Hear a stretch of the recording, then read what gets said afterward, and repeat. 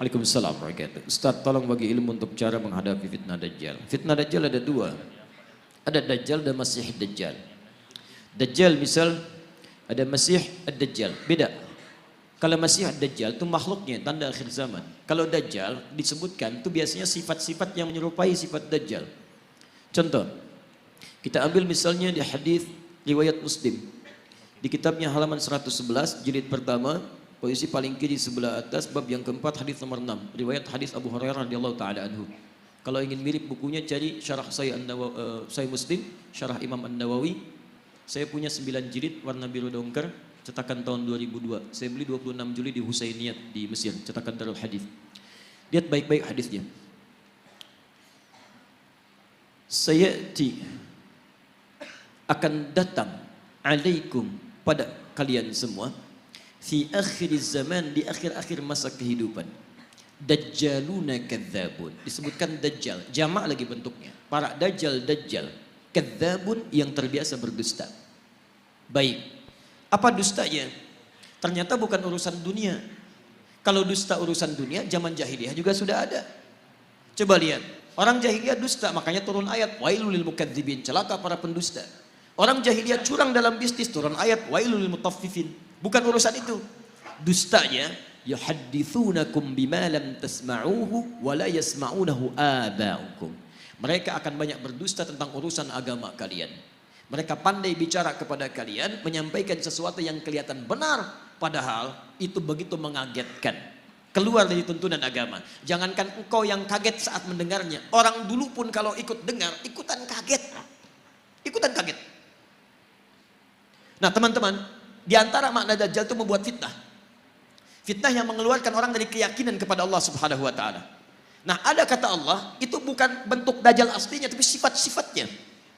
Baik, saya mau tanya pada Anda, kalau seseorang membuat kagum, membuat suatu dahsyat, bisa mempengaruhi, pintar atau bodoh? Pintar. Makanya ada yang menafsirkan hadisnya, salah satunya orang-orang pintar. Tapi dengan kepintarannya dia bicara masalah-masalah agama, tapi tidak ada ilmu di dalamnya, malah mengeluarkan orang-orang dari keyakinan kepada Allah. Maka kalimatnya bisa membuat orang kaget. Jangankan orang itu, kata Nabi, orang dulu pun kalau dengar itu akan ikutan kaget. Contoh, Quran surah kedua Al-Baqarah ayat 204 sampai 207, paling kiri sebelah atas. Wa minan nasi may yu'jibuka qawluhu fil hayatid dunya wa yushhidullaha ala ma fi qalbihi wa huwa aladul khisab. Di antara manusia ada orang yang kalau bicara kata-katanya menarik, retorikanya cantik, kadang-kadang bawa ayat-ayat Allah, tapi hati-hati, mereka itu musuh yang paling jahat. Pernah dengar kalimat ini? Semua agama itu sama. Ya, sama. Menuju pada Tuhan yang satu, mengajarkan pada kebaikan. Semua agama sama, nggak ada bedanya. Pernah dengar kalimat itu? Saya pertama dengar kaget, Pak. Bahkan waktu ada bukunya Fikih Lintas Agama, itu saya beli, saya lihat Allahu Akbar. Ulama caci maki, Imam Syafi'i caci maki, macam-macam caci maki. Ambil potongan ayat-ayat Quran. Saya pikir ini siapa ini orang? Begitu saya ingat hadis ini, saya baru sadar Allahu Akbar. Kita bermohon kepada Allah kebaikan. Jangankan kita, kalau orang dulu termasuk jahiliyah dengar kalimat ini, ikutan kaget, Pak. Saya kasih contoh begini. Dulu beberapa utusan pemuka datang pada Nabi malam-malam. Kata mereka, ya Muhammad SAW, kita memang beda. Lihat kalimatnya, kita memang beda. Mereka sebodoh-bodohnya orang jahiliyah masih ngaku kita beda. Hanya perbedaan kita tidak harus menjadikan kita berselisih. Gini aja deh, kami malam ini nyembah Tuhan kamu, kamu besok nyembah Tuhan kita. Setelah kalimat ini keluar, turun satu surah, Qul ya ayyuhal kafirun. Katakan, hei orang-orang kafir. Kafir itu dari kata kafara. Diserap ke dalam bahasa Inggris di cover. Ya, bahasa Inggris banyak yang mengambil dari bahasa Arab. Gula, sugar, dari sukar. Kopi, kafi. Kohwa, dari kahwa. Kucing, cat, dari kittun. Kittun, itu kucing rumahan. Ya, kittun. Kalau kucing liar, hurrah. Kecilnya hurairah. Kittun, kucing rumahan. Diambil cat. Sekarang jadi kitty, kucing rumahan. Hello Kitty, jadi spray, jadi bantal, jadi macam-macam. Ya? Nah. Kembalikan. Kafara, ketutup. Yang tertutup. Orangnya kafir yang menutup diri. Jadi misal, ini misalnya spidol. Tertutup begini, ini kafar, ada kafar, tertutup. Buku ada covernya, isinya tidak bisa kelihatan. Kalau saya sengaja menutup diri supaya tidak kelihatan, saya balik ke sini misalnya. Kelihatan saya, ada penampakan, ya kan? Nah itu, nah ini kafir, orangnya kafir itu yang menutup diri. Sopan bahasanya. Makanya ketika orang Arab ini orang Arab fasih, paham bahasa Arab, ngerti bahasa Arab, dipanggil kafir oleh Quran, mereka nggak marah. Kenapa? Bahasanya sopan. Hei orang-orang yang masih menutup diri dari hidayah. Kami memang masih menutup diri kok. Maaf saya lompat sebentar. Maksud saya gini, zaman ini agak aneh sebetulnya. Ada orang Arab, asli Arab, paham bahasa Arab, paling fasih bahasa Arab. Disebut kafir, gak marah. Orang sekarang, bukan orang Arab, gak tahu bahasa Arab, gak fasih bahasa Arab, disebut kafir. Apa? Masya Allah. Ya. Kita masih lembut Pak. Kita tuh halus, Islam tuh halus. Ya. Jadi mohon maaf, antum tuh makhluk halus sebetulnya, lembut. Baik, lembut baik, kata-katanya baik. Kalau antum kasar, antum bukan muslim antum. Makanya sama orang lain lembut. Kita pun kalimat-kalimatnya lembut, coba bandingkan. Saya punya koleksi beberapa kitab yang lain, tapi nggak perlu saya sebutkan. Di satu kitab, orang yang tidak sekeyakinan itu disebut dengan domba, tersesat lagi, domba-domba yang tersesat. Kita masih halus tuh, menggunakan kata kafir. Tapi ini perbandingan, kalau tidak sepakat kita dialogkan ya. Dia jangan cepat marah, saya pulang dari sini jadi tersangka lagi gitu. Nah, sekarang lihat. Kata orang jahiliyah ini, kita memang beda. Sejahiliyah-jahiliyahnya dia mengatakan kita beda. Kenapa ada orang pintar yang setelah keluar dari jahiliyah, dia mengatakan semua agama sama. Itu kalau kedengaran orang jahiliyah, ikutan kaget mereka. Sebodoh-bodohnya orang jahiliyah mengatakan kita beda. Makanya ketika risalah Islam datang, mereka merasa ini beda. Ada perbedaan. Ada penolakan dari mereka karena berbeda. Orang sekarang tiba-tiba, Masya Allah. Saya katakan kepada Anda, maaf ya. Yang bilang semua agama sama, itu pintar atau bodoh? Bodoh. Baik, gelarnya ada enggak?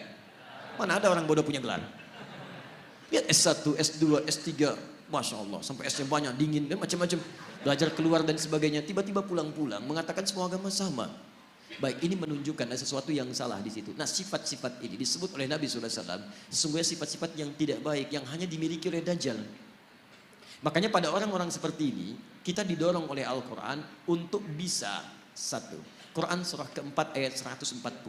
Ingat, bukan mencela, bukan menghina, bukan macam-macam. Lihat ayat Qurannya. Wa qad nazzala 'alaikum fil kitab. Telah tetap ketentuan dalam Al-Quran. Quran surah keempat ayat 140, paling kiri sebelah bawah.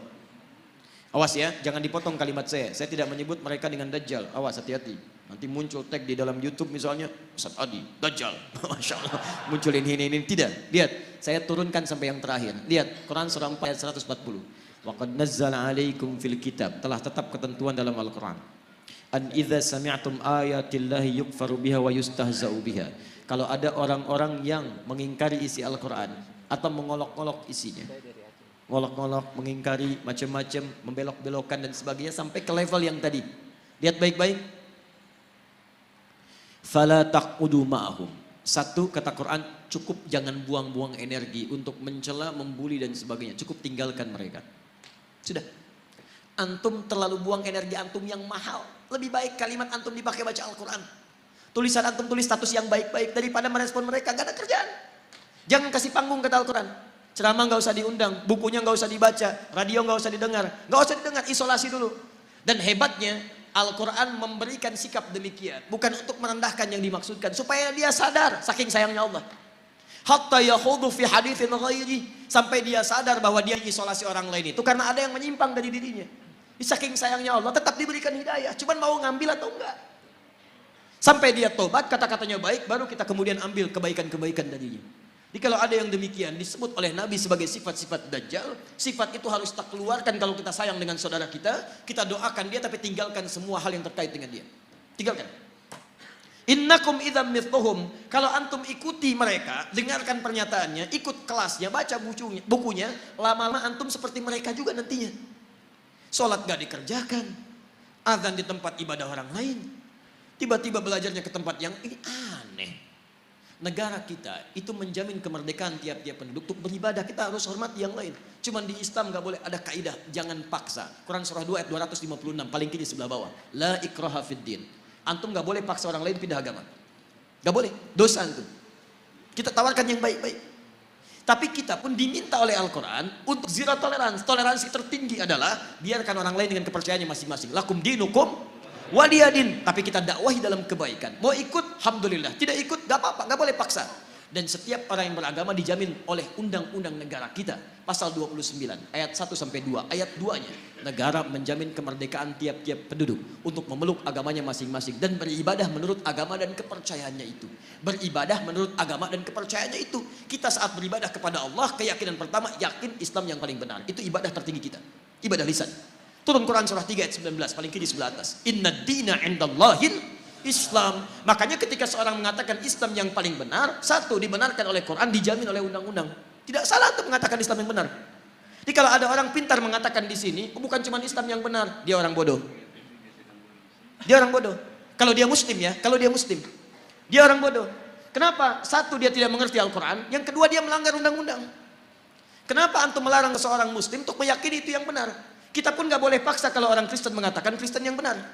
Hindu mengatakan Hindu yang benar, itu keyakinan dia. Tugas kita cuma berdakwah, menyampaikan risalah. Mana di antara kebenaran itu yang menuju kepada Tuhan yang paling benar? Sampaikan kebaikan. Tapi ketika seseorang muslim mengatakan cuma Islam yang benar dan dipersoalkan itu, artinya satu, dia tidak mengerti Al-Quran, yang kedua dia melanggar undang-undang. Dan yang paling dahsyat disebut oleh Al-Quran, kalau antum ikutan yang seperti itu, lama-lama iman antum luntur, antum hilang kemudian keimanan kepada Allah Subhanahu wa taala. Orang seperti itu disebut oleh Quran langsung dengan munafik dan akan masuk neraka jahanam yang pertama kali. Jadi penghuni neraka jahanam bukan orang kafir pertama kali, orang munafik. Lihat ayat ujungnya. Innallaha jami'ul munafiqin wal kafirina fi jahannam jami'a. Maka Allah akan himpun orang munafik ini bersama orang kafir di neraka jahanam. Munafik disebut dulu baru orang kafir, neraka jahanam. Ya, maaf ya kalau urusan akidah saya tegas saya tidak ingin ada sahabat-sahabat saya, saudara saya kemudian terperosok dalam keburukan.